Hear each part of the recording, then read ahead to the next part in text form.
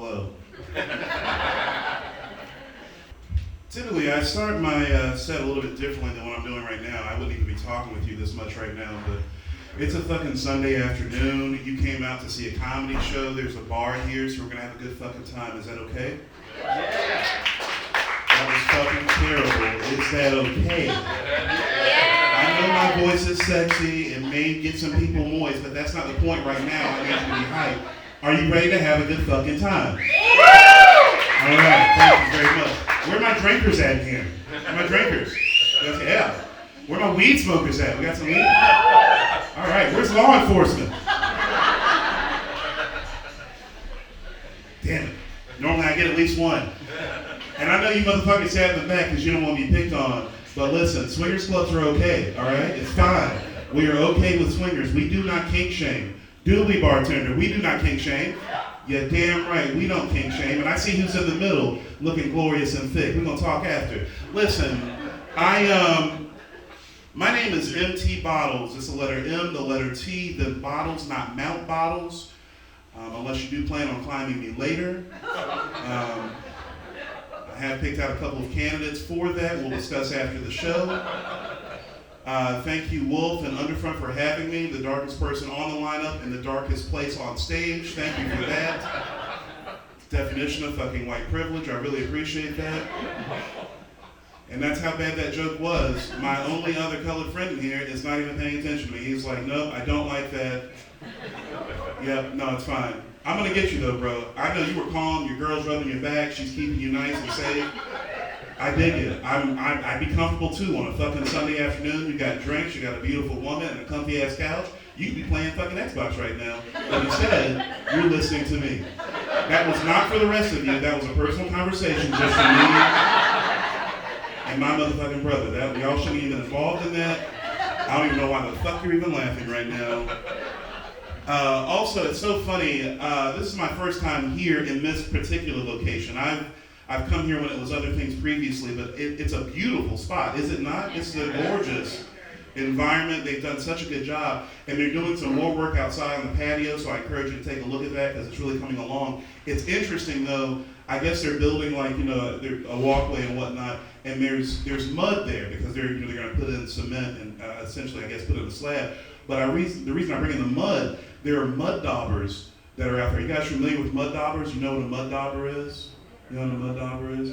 It's from the wasp family, and they build nests with mud, and so there's just all this available mud out there, and so they're just flying, getting the mud, and picking up. Mud daubers are not aggressive unless you approach them and fuck with them, and then they become belligerent. And I think it's hilarious that we're at a bar where there are belligerent bees that can just fucking fuck your ass up outside. Belligerent when disturbed. That's also like me. If you disturb me, I'm going to be belligerent when disturbed. We had a former president like that.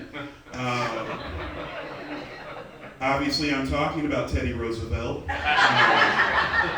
That's not someone you want to fuck with, all right? This is a guy, a president, who would leave the White House a month at a time and who would just go to the fucking Yellowstone and spend a month up there hanging out, all right?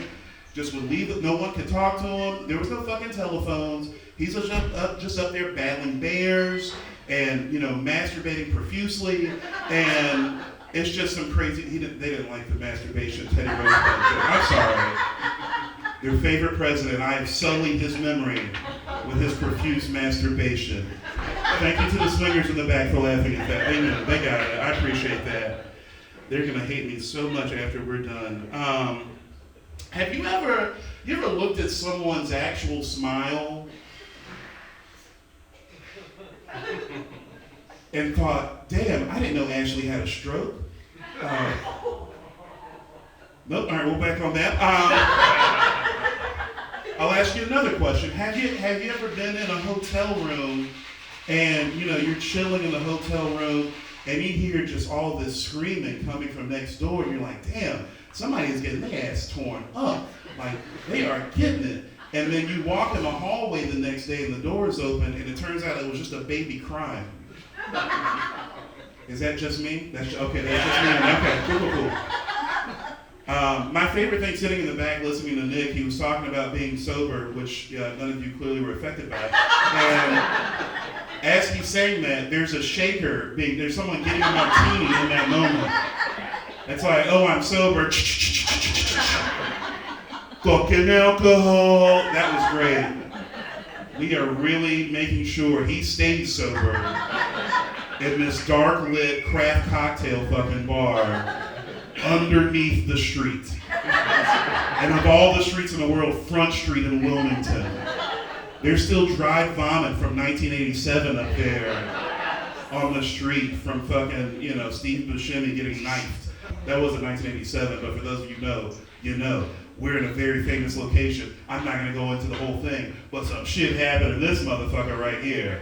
And after I get done burning it down tonight, it won't be here anymore. You damn right you should have laughed at that. I'm thirsty, hold on. Everybody good? Anybody need a drink? You good? Look, you at the bar. Don't do it at the bar. Don't say I need a drink at the bar. Two very capable bartenders gonna take care of your beautiful ass. You just hold on a fucking minute, all right? I love Sundays in Wilmington. You're gonna see sundresses. Two things you're gonna be guaranteed to see: sundresses and sunglasses on tops of head of hungover women. You're gonna see that every fucking time. They're dehydrated. They've not had enough protein, but yet they're walking fucking Front Street to fucking pound some more liquor. And you know what? I fucking love it. I respect it. You know what? Your body, your choice. I love it. It's okay. That wasn't exactly a pro-abortion joke, okay, guys? That's okay. I'll get to those in a minute.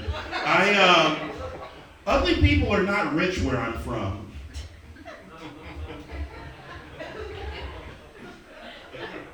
The reason there's so much muted laughing in here is because there's some folks here who have some very nice houses at landfall, but well, we'll just go back to that stroke smile joke. Where I'm from, rich people don't have that ability, Down here, it's beautiful. They make sure to cover that up with Lexuses and white women. It's really impressive. I give you a lot of credit for that. I will tell you also something else about me. I once was told that urinating as forcefully as possible will help prevent prostate cancer. And while I'm hopeful I've been successful, I am concerned about the amount of times I've almost shit myself.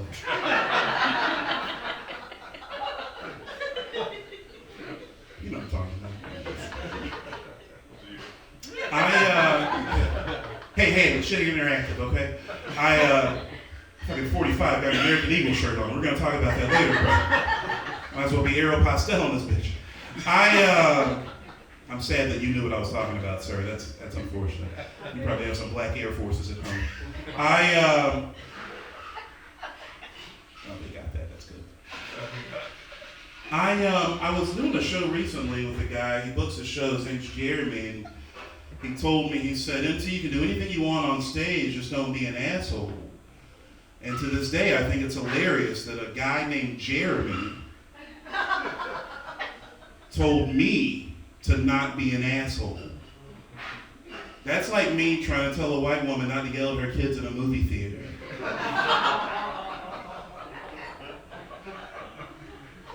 Clearly some of you have some very strict mothers. That's like Kyle telling me that my exhaust is too loud. That was a Pender County joke. Big ass trucks and the shit. You got it, yeah. Yeah.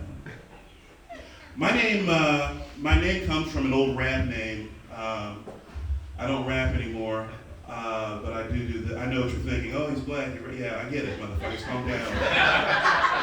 I'm the diversity hire on this show. I understand where your thoughts are. It's weird though. I thought that people would love a mixture of Lil Uzi Vert and Alabama.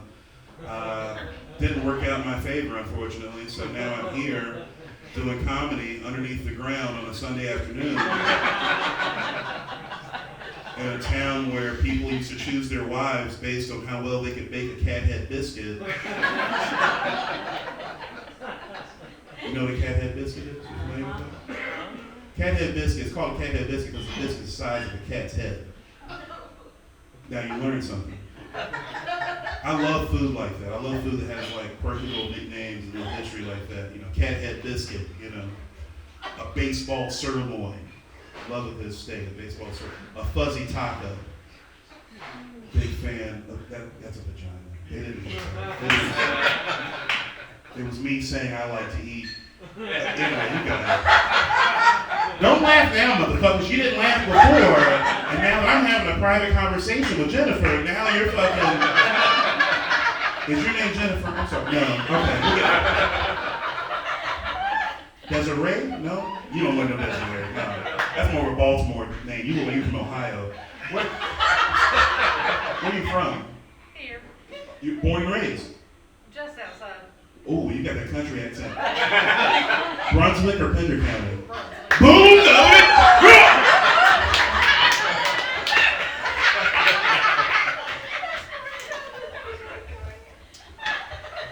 Man, hell yeah.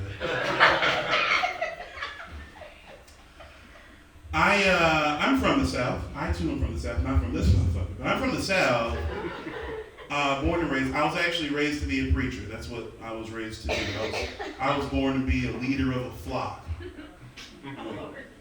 I don't like your disagreement with that, man. Sorry, you just came from church and now you're disappointed.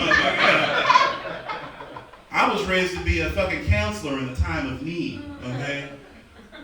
In that case, my name would have been Reverend Bottles. Let the church say amen. That's fucking terrible. Surprised lightning hadn't struck this building down at this point.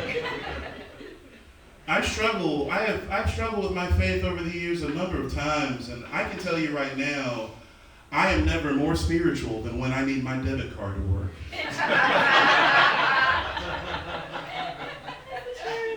Dear Heavenly Father, I thank you right now for allowing me to stand upright in this Trader Joe's. God, I love the frozen chicken Alfredo. I know the constipation is going to be terrible, Lord. But if you'll allow me just one more bag, Lord. God, did I cancel that Disney Plus free trial, Lord?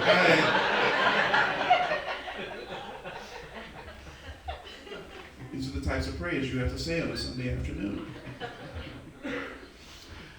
I am, like I told you, I am from the South. I'm from a place where we gave up on Descartes. You know, Descartes said, I think, therefore I am. You know, where I'm from, they say I eat, therefore I have hypertension. And just so you'll know, I did write that joke in a Waffle House. At noon. I know what you're asking. I had ham and cheese omelet, hash browns smothered, covered, and chunked, because you can never have enough ham. Thought about a waffle, then thought against it. Thought about taking it to go because you never want your Waffle House server saying, I've never seen anything like that before. You don't want to be the protagonist in a Waffle House server's fucking story, okay? Folks in the back, protagonist, that's a literary device. Typically about the main character, and we'll get there, I got you, yeah. You look so just comfy in that chair right there. I'm so happy for you. You get to laugh and drink and have these beautiful people next to you. Him, not so much, but you're having a nice time. Good for you, good for you. Football starts soon, are you excited? It's not interactive. I didn't need that answer. Could have just stayed silent, bro. Could have just stayed silent. Who, anybody here not from Wilmington? Anybody visiting? Whoa. Before I continue on that path, did you fucking forget there for a second? Last night was a lot of fun, huh? Hit some nice spots? Nice. I like it. Were you swiping it all last night, or did you meet anybody out? No? Neither of those. You're fucking lying on one of those accounts. Most definitely. Because she's sitting next to you, and she looks like a friend and not a friend. You know what I mean? So, I'll talk to you after the show.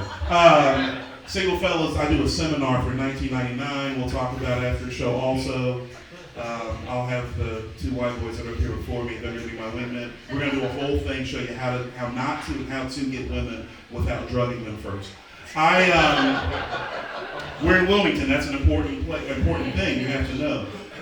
This is where feminism came and died. So it's terrible. I'm telling you right now. Trust me, I know. I'm an ally. I'm black. I have to be. Thank you for not laughing at that. You'd have been fucking terrible if you had. No, not really. You seem like really good people. You seem really good. You seem like a really good person. Yeah, I appreciate that. Actually, the rest of them, I have a lot of questions about. If I'm being honest. Y'all have the balls to sit over in the corner, like this is your own personal living room. She looks like the fucking owner of this joint, just having a nice drink. It's one of those glasses that doesn't have like a massive bottom, so she's gonna have to have it refilled. She drinks a lot, but she's not gonna drink a lot because she can't trust you motherfuckers to not break her shit. She has to pay attention. I'll take care of her, man. I know there's a spill up here already. I'm gonna handle everything for you. Thanks for having me. Also, you know he's wearing shorts, right? You still with him and he's wearing them shorts like that? We'll get on that in a minute. We'll talk about that. I don't know why I'm doing this. I'm still trying to figure it out. I've been doing comedy for a short time. I haven't really figured out who I am. I don't know you motherfuckers either, and I'm okay with that. I do know I like big asses. Not too big. I get lost easily. I hate racism, but I do love white women. Like I said, I get lost easily. In this case, in blonde hair and daddy issues. Some of you identify as that.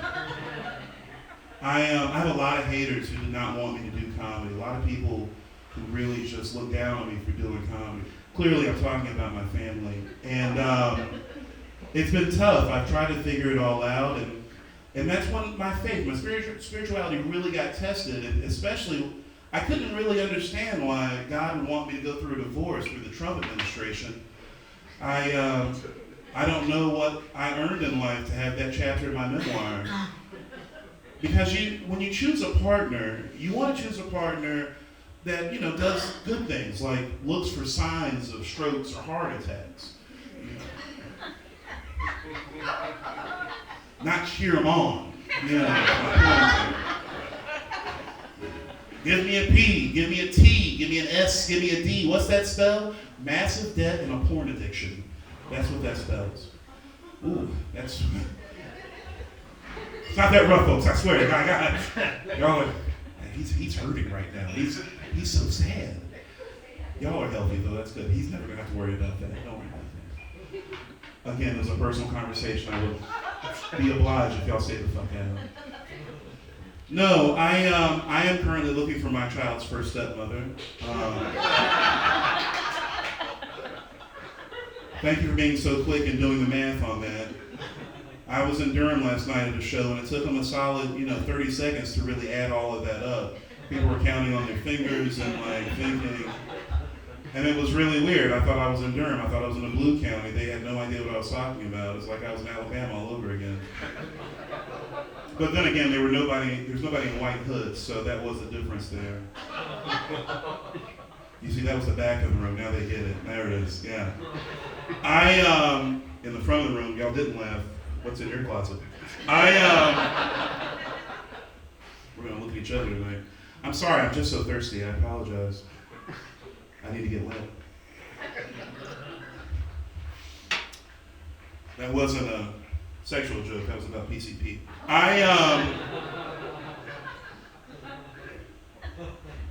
Rich people and poor people should never get together.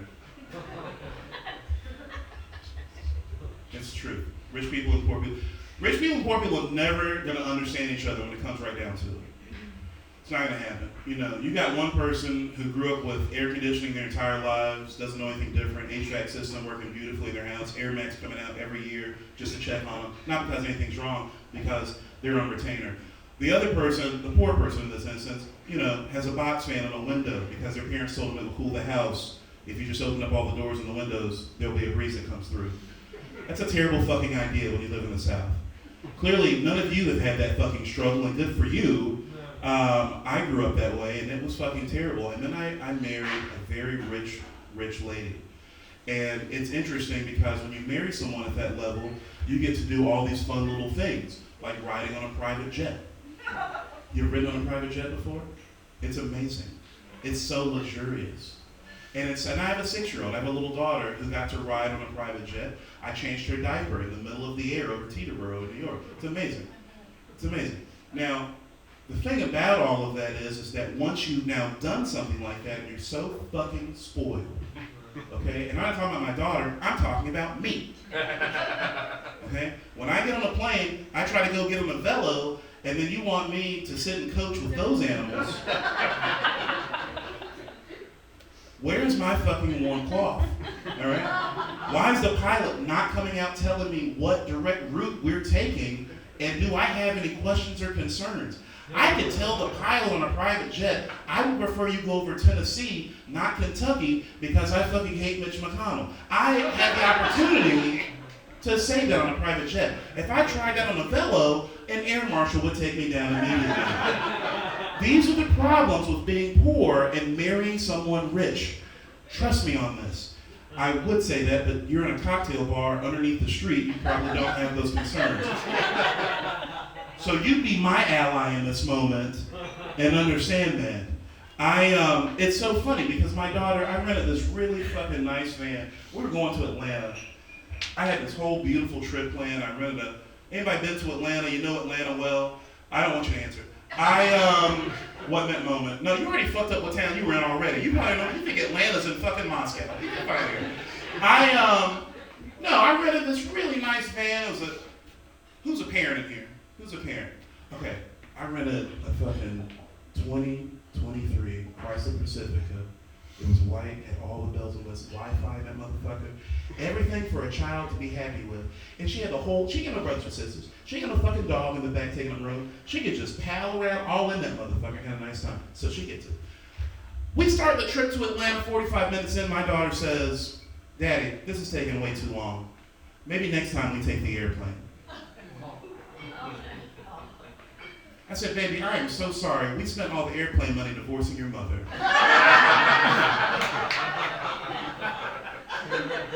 All we have left is 2014 Chevy Malibu money.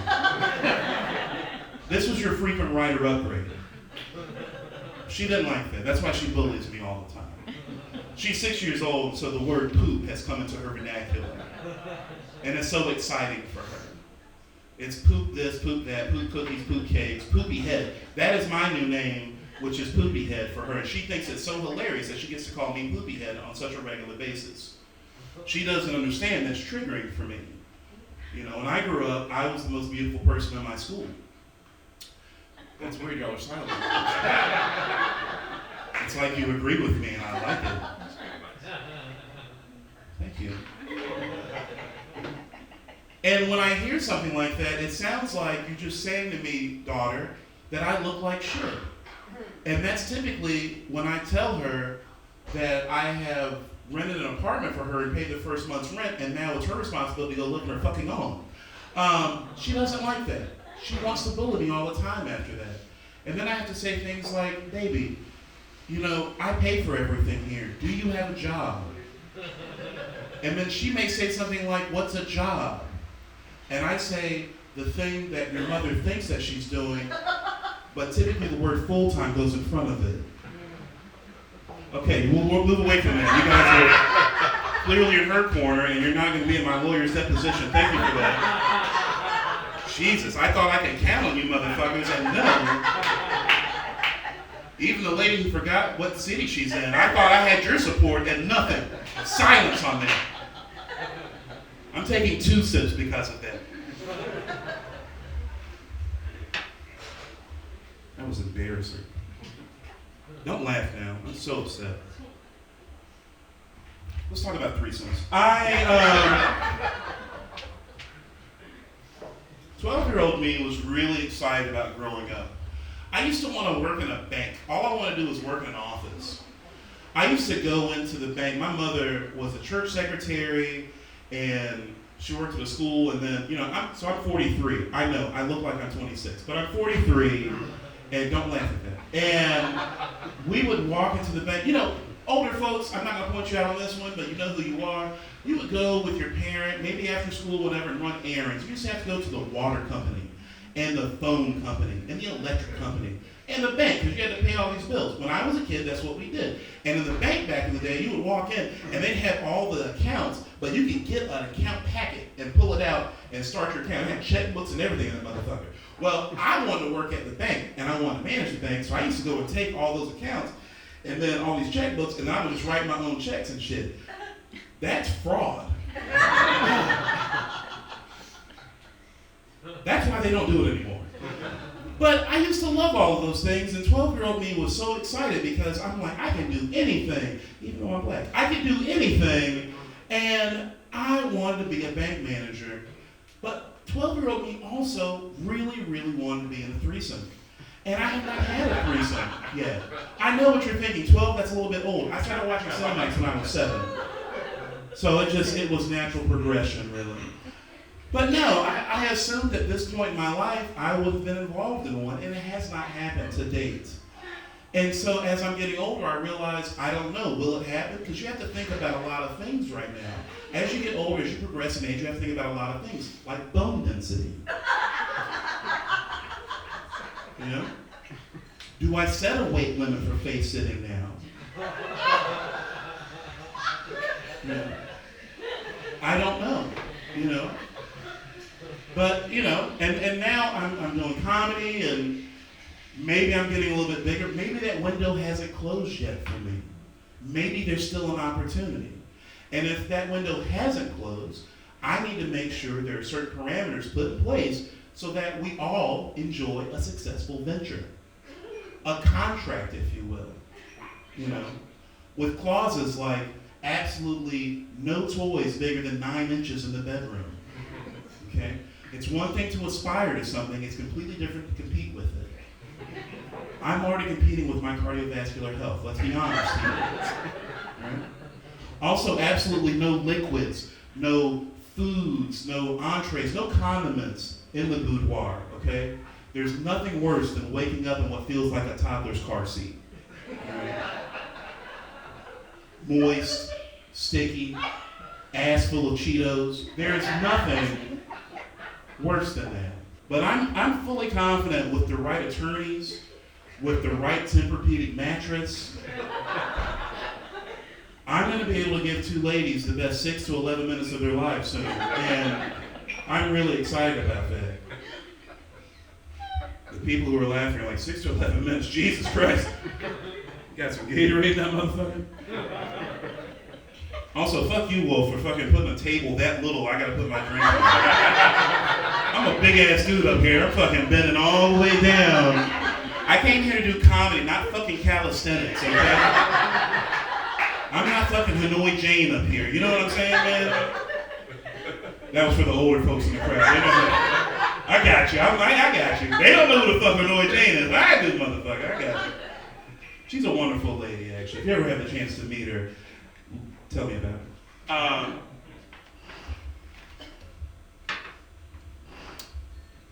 I'm on all the dating apps. Some of you probably see me on there. Which is a shame because you clearly did not swipe the right direction. I'm on Bumble, Tinder, Hinge. I've used Facebook Dating, which is basically a sex trafficking site. Plenty of Fish, which is definitely a sex trafficking site. Grindr. Well, hold on, before you get too fucking spicy about that. I use Grindr just for the tips. And actually, that's not the right way to say that either. That's actually... No whistling there, I know. Let me rewind. Grindr is like Pinterest for manscaping. Okay? I simply go on Grindr to look for the latest and greatest in pubic hair regimen. Okay? You know, I've heard a lot of women lately who talk about guys, and it's like the Everglades down there. And then I say to the lady, I'm so impressed you know what the Everglades are. That's misogyny right there. That's what that is. That's misogyny. Listen to the guys. They're not even laughing at it. They're like, well, I am impressed that she knew what the Everglades were. Wait, honey, where are the Everglades? You've probably experienced that in Brunswick County before. Not the Everglades part, but we'll talk about that. But no, it's important to have that information at your fingertips, if you will. And thank you.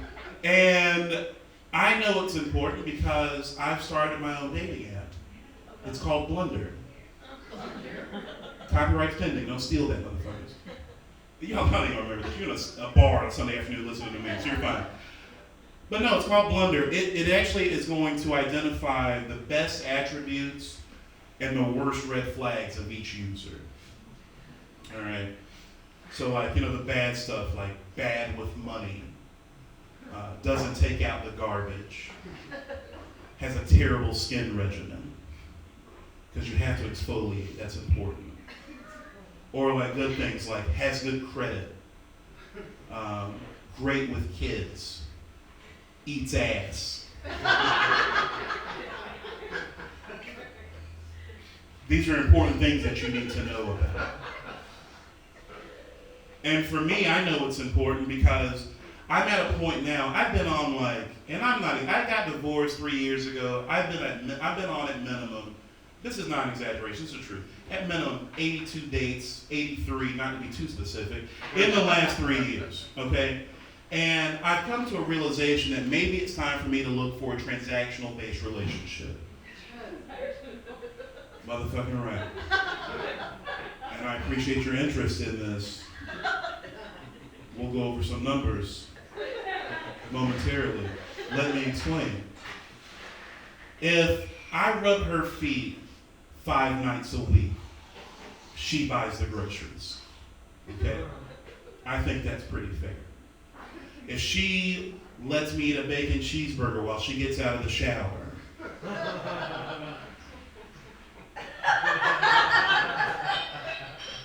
I'll pay the cell phone bill. At minimum, I'll go down on her 3 nights a week. If I'm being honest, I would do that shit for free. If she yells at me for no reason, maybe I knock it down to 2. That's the best I'm going to be able to do on that.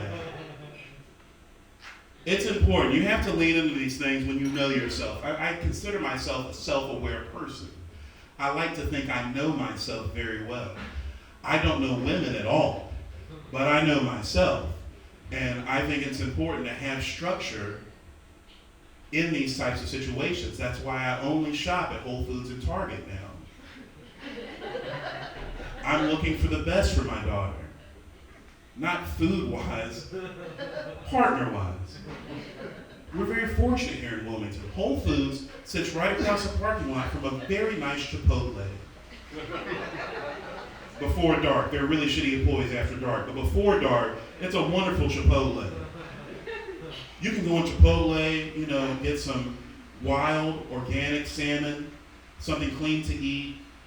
You can pick somebody up, take them to Chipotle, have a burrito. You could be at home smashing before the Powerball numbers are announced. Target here, a little bit different. KFC across the street. Typically, when I'm in the mood, I go do my shopping at Target. I find somebody, typically from a Pender County, Burgaw, if you will. Nice thick lady, we go right across, get a bucket, we're good to go. I'm self-aware. I know myself. Some of y'all really like that. I appreciate that. Ain't nothing like a nice thick woman. You're lovely too. I don't want you to think that it's just about a thick woman. It's about all of them. I'm a big fan of women. Did I almost make you spit on that one? You almost did. That would have been fucking hilarious. That would have been great. That could have been a viral moment right there. We could have made some money together in a very consensual, legal way.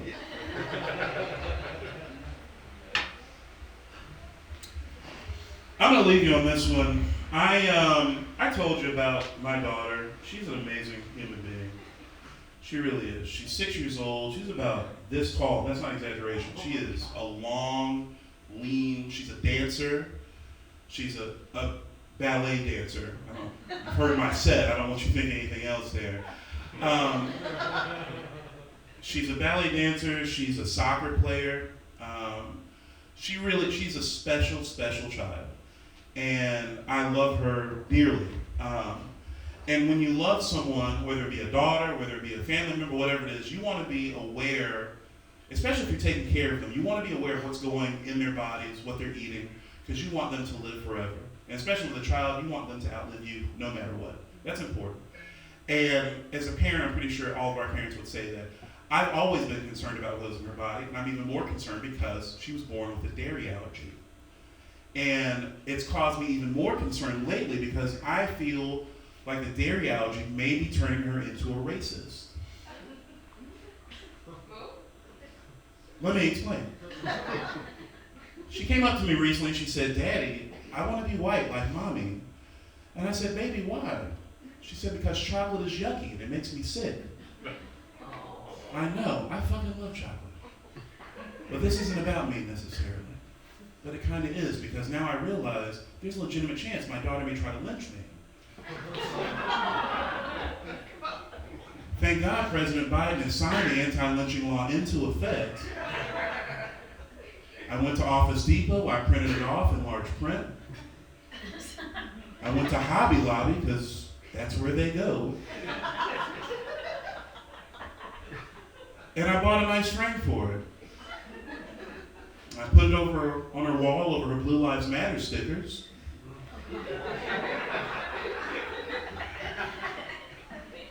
And I said, "Look, baby, this is what happens when you fuck with Daddy. This is a deterrent. You get fucking jail time now." And let me tell you something. A lot of parents, I know you'll identify with this. There's nothing more frightening. There's nothing more scary than your young child bursting into your room, middle of the night, 2 a.m., and they're scared. And all they want, they've had a terrible dream, and all they want is their parent to come into their room, get in their bed with them, snuggle them, put their arm around them, and try to get them back to sleep. And you do that. You go in the room, and you get there, you get all close, and you wait a few minutes, and it's quiet, and you think you're going to look up, and you're going to see them, the eyes starting to just barely doze off. That's the most beautiful thing in the world. And instead, they're staring back at you with no soul in their eyes, singing "God Bless the USA" in a whisper, just after you got done smoking a joint. There is nothing more frightening than that. Listen, y'all have been amazing. Tip your fucking bartenders. I need $50. I love you.